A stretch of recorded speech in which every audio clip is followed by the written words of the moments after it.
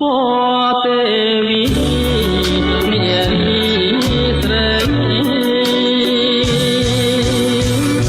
ម្លឹងកែវនឹងក្តីស្វាមី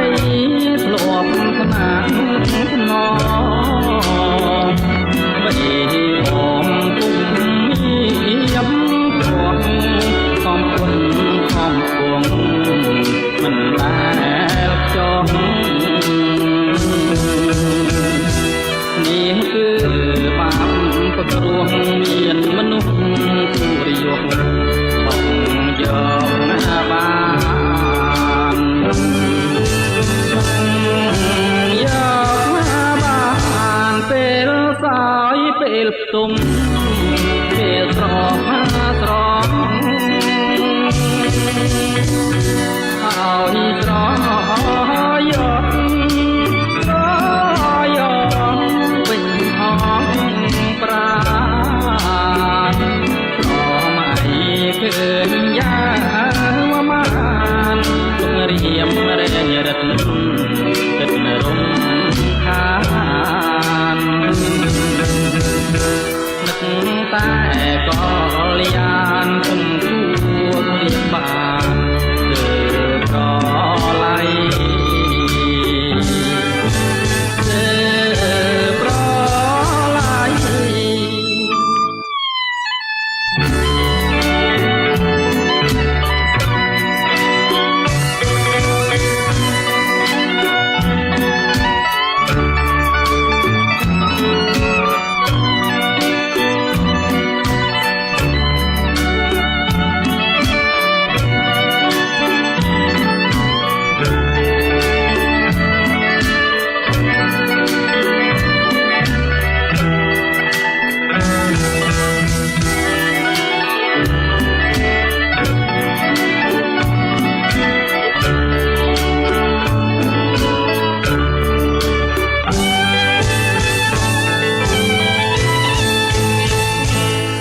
សុភ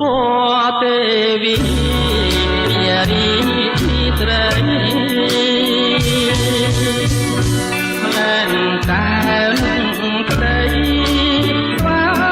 មីធ្លាប់ខ្នាស់